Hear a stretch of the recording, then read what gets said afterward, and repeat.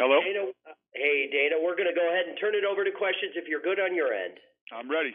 Let's do it. All right. We'll get the queue going right now. Ladies and gentlemen, if you would like to ask a question, please press star 1 on your telephone keypad. Again, if you would like to ask a question, please press star 1 on your telephone keypad. And I'm waiting for callers to join the queue at this present time. Okay, our first question is going to come from Dave Ebert from Post Media Network. Please go ahead. Hey, thanks for the time, guys. Just so I'm clear, is Conor still on the line? No, I don't think so. He dropped off. Okay, all right. Hey, Dana, thanks for taking a couple minutes. Pleasure. So when James Toney came into UFC, everyone agreed, or the consensus anyway, was that the result, Randy Couture winning, was pretty inevitable. With Conor going into the boxing world as opposed to Toney coming into the MMA world, why do you think there isn't that inevitability that there was when Toney came into MMA? Well, I think a lot of people believe there is, but the difference is obviously, he came into a sport where there were so many different weapons and so many different ways to beat him. Whereas, Conor can punch, Conor hits hard, Conor knocks people out. Completely different. Listen, people think that Conor is going to be completely outclassed. Some people are saying that he'll never hit Floyd once. I'll tell you this. I just watched him work out last night. He looks phenomenal. He's in great shape. He hits hard, and now we're fighting in 8-ounce gloves, and this is going to be a fight, and anything can happen in a fight. Even I can't remember who the boxer was that fought in MMA. He hit Tim Sylvia, former heavyweight champion, and knocked him out. So anything is possible in a fight. All right. Is there a fight that you can remember under the UFC banner that or at least comparable anyway, in terms of the build up, the hype, just everything that's going into this? Is there a fight that you can think of that is a reasonable comparison? Yeah, I mean, there's tons of big fights that I've been involved with, but obviously nothing as big as this. This is the biggest event ever in combat sports history. It is the most distributed event in pay-per-view history. You can get this fight anywhere. This thing is on in like over 200 countries on pay-per-view, and boxing usually doesn't do a lot of digital. You can buy this thing through UFC.tv, and it's through the SHOWTIME app, Amazon, Sony, Apple, etc. You can buy this thing. If you're in Manhattan or you're on a desert island somewhere, if you have Wi-Fi, you can buy this fight. So what? Again, off the top of your head, what do you classify as your your biggies as far as the promotion and the build-up? Well, it depends. I mean, it depends on what time you're talking about it. Obviously, if you remember, all the Conor fights, the Ronda fights have always been big. Chuck Liddell, Tito Ortiz was big. Anderson Silva, Vitor Belfort. I mean, there's tons of big fights that had a big fight feeling, but this is the biggest fight ever. It's tracking right now to be the largest commercial pay-per-view ever done in the history of pay-per-view. It's the most distributed pay-per-view event in history. The list goes on and on of records that this thing will break. All right. Thanks very much for the time, Dana. Thank you, buddy. Our next question is going to come from Van Wetzel from Yahoo. Please go ahead. One moment, please.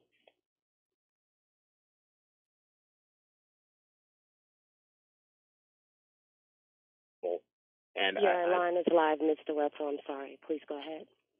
Can you hear me now? Yes, I can hear you. Hey, Dana. Hey.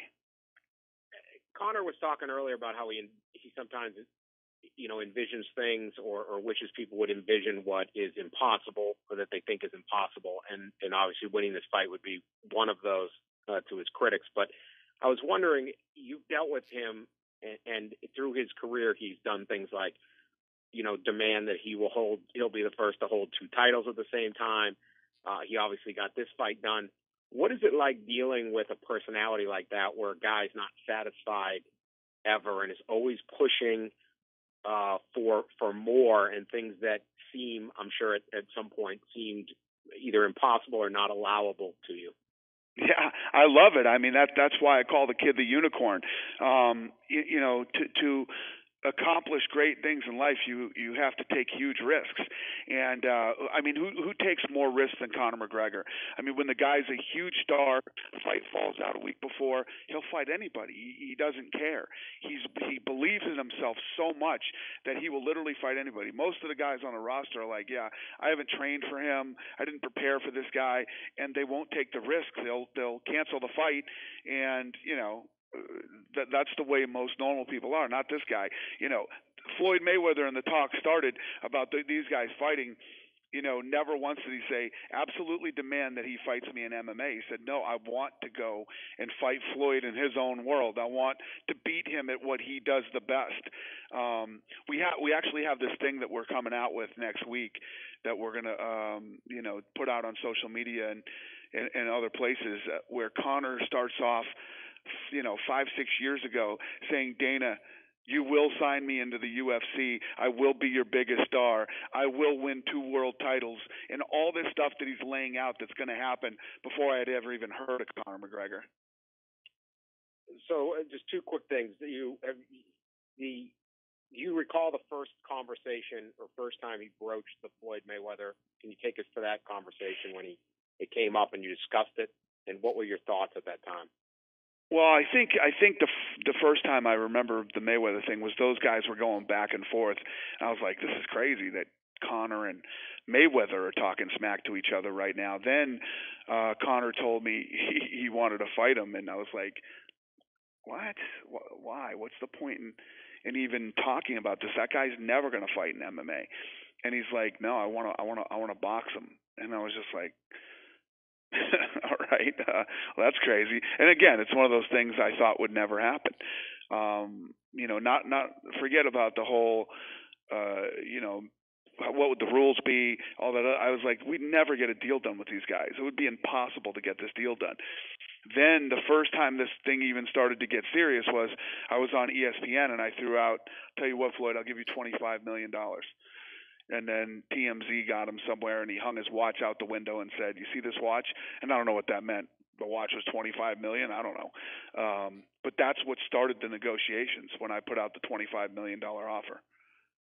So on all of this stuff, are you, he calls himself Mystic Mac. Are you now a believer in Mystic Mac?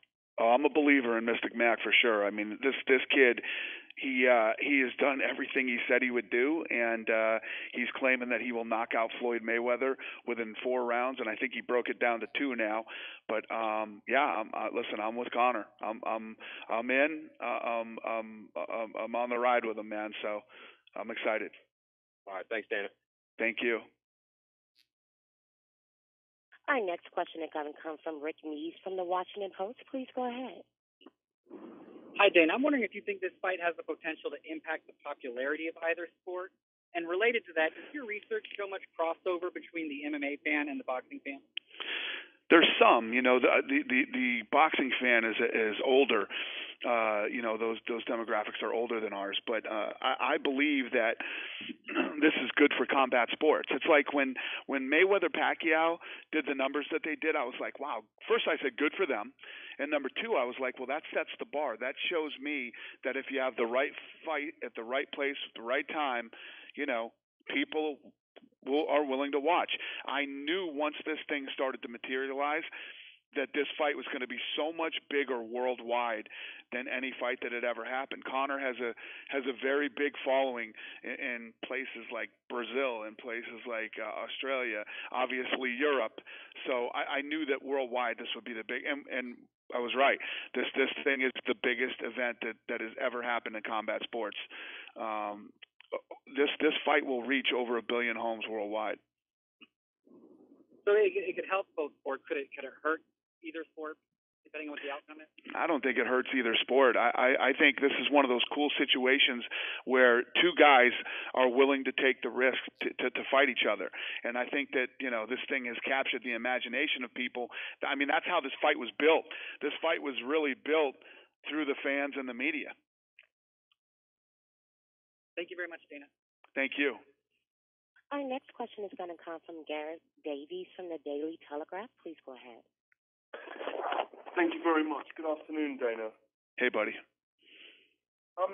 Could I ask, first of all, has your respect for Floyd Mayweather and his team grown through this process? Because obviously you have been working very closely together now over the last kind of 8 weeks, if you like.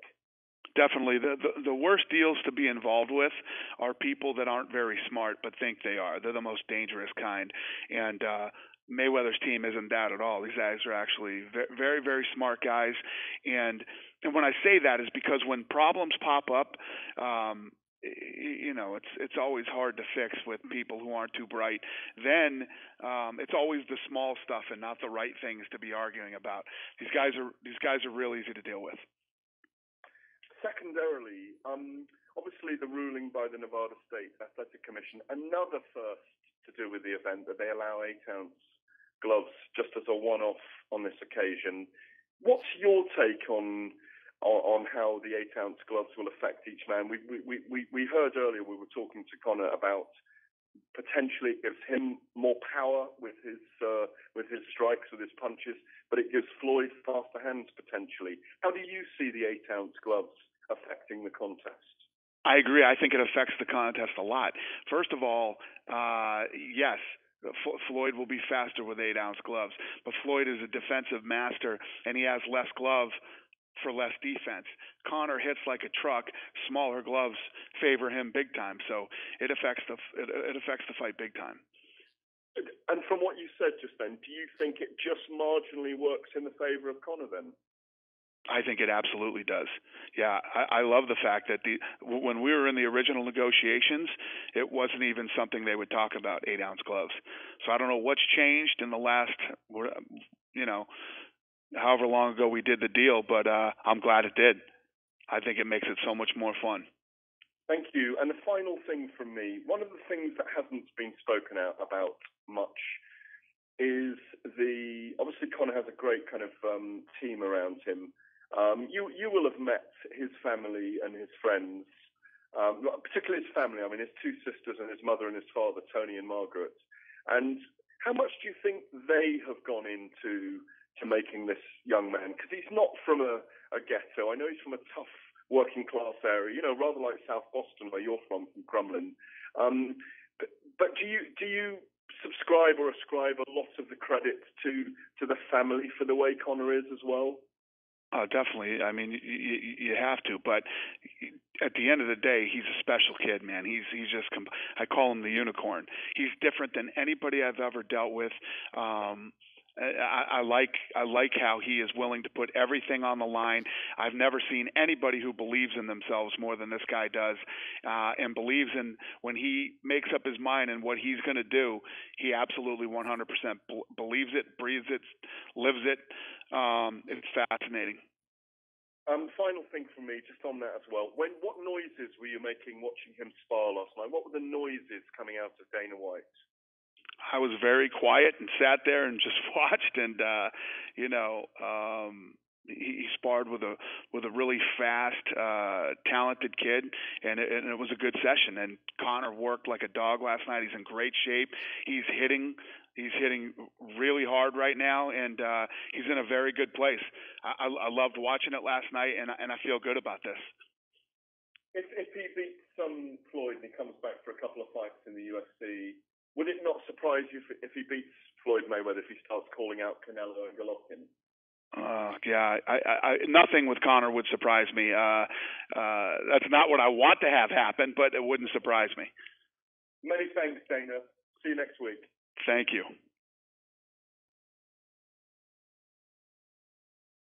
Our next question is going to come from Dan Shapiro from the Huffington Post. Post. Please go ahead. Dana, can you hear me there? Yep. Hi.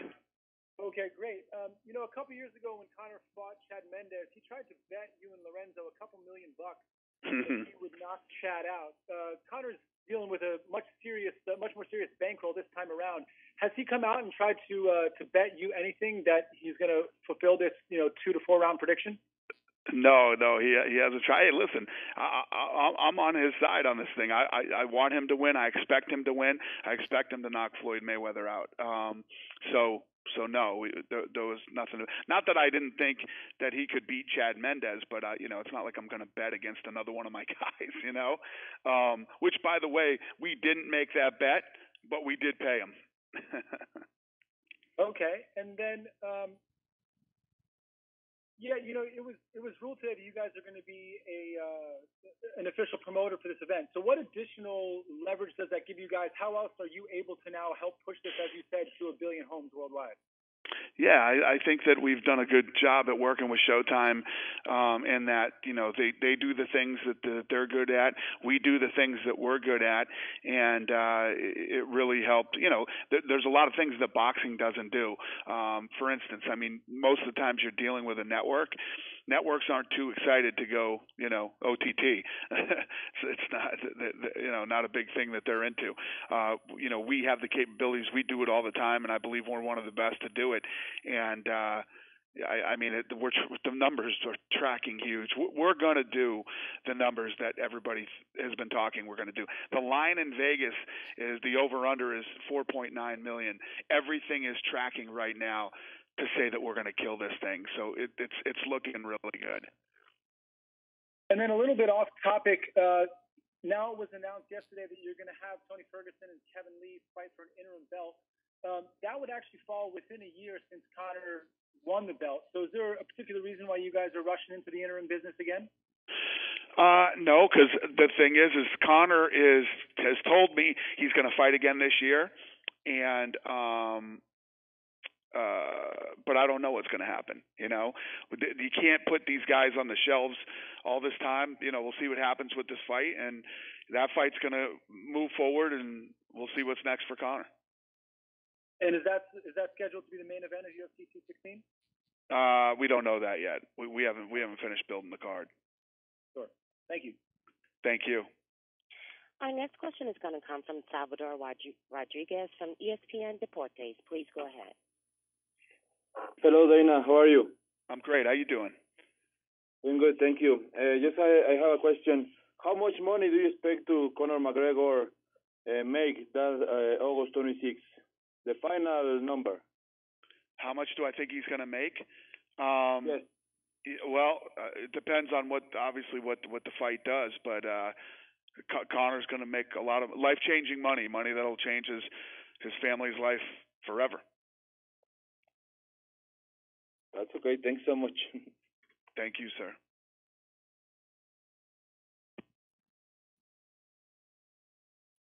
Our next question is going to come from George Willis. Please go ahead, from the New York Post. Please go ahead. Hi, Dana. How you doing? Good, George. How are you? Good. Just wanted you to talk about the impact of social media on this fight. You're talking about 1 billion homes. That's got to have a huge impact. Oh yeah, absolutely. It's when we did the world tour, the numbers were off the charts. I mean, I can't quote exactly what they were. I don't have them in front of me, but if you ask our PR team, they can give you those numbers. Great question. It was incredible how many people. The first day, I can't remember. It was something crazy. Like the first day, the first stop in L.A., something like 12.5 million people watched it just on our Facebook alone. Maybe it was between 12 and 20 million or something like that. I can't remember, but that was just on Facebook the first day. So yeah, the numbers were massive. Mm-hmm. And even something like the Pauly thing that just kept going and going and going. Do you think that added to the eyeballs you're going to get the night of the fight? Yeah, listen, obviously the whole Pauly thing popped up out of nowhere. You know, that thing happened and went down, and it's funny all the twists and turns that happen when you're promoting a fight like this. And yeah, you know, obviously he was saying all this crazy stuff for like 5 or 6 days, and then finally I was like, you know what, I'm going to put out some of the footage here and just stop all this craziness. And when I put the footage out, I mean, just to give you another example, just the footage on my Instagram alone, it was both on Instagram are over 1 million. My Facebook was over 2 million, and Twitter was close to 2 million too, just on mine. That doesn't include, you know, everywhere else it went. We see a lot of the things about Conor the fighter. Are there a couple of things, Conor the person, that people aren't too familiar with that maybe that stand out to you? Yeah, I mean, Conor the person is a very loyal guy. He's a good guy. If you look at the people he's around, he's very, very, very loyal to his country and his people, obviously. And then his friends, the guys are the same guys that have been around him. He doesn't try to go, you know, maybe I should go train with this trainer or this camp or these guys. He's very loyal to his own. He's a very smart kid when it comes to fighting. His fight IQ is brilliant. Then he's actually a smart businessman too. Kid's made a lot of really good decisions, and you know, even when he deals with us, he's a very bright guy. Yeah, he likes to. Floyd likes to say that Conor stole his blueprint. Do you think he did?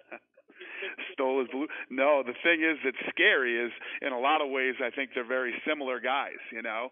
It's not like you can just go out and say, hey, I'm going to act like this guy or I'm going to act like that guy. Conor is who he is, you know. You know, every city he goes, he's in a different Bentley or a different Rolls Royce, or you know, you got to be like that. Listen, I've never been in a Rolls Royce in my life. Like one of the first ones I ever saw was Conor's in New York. You know, so you're either that type of guy or you're not. Right. All right, Dana, appreciate it. Thank you.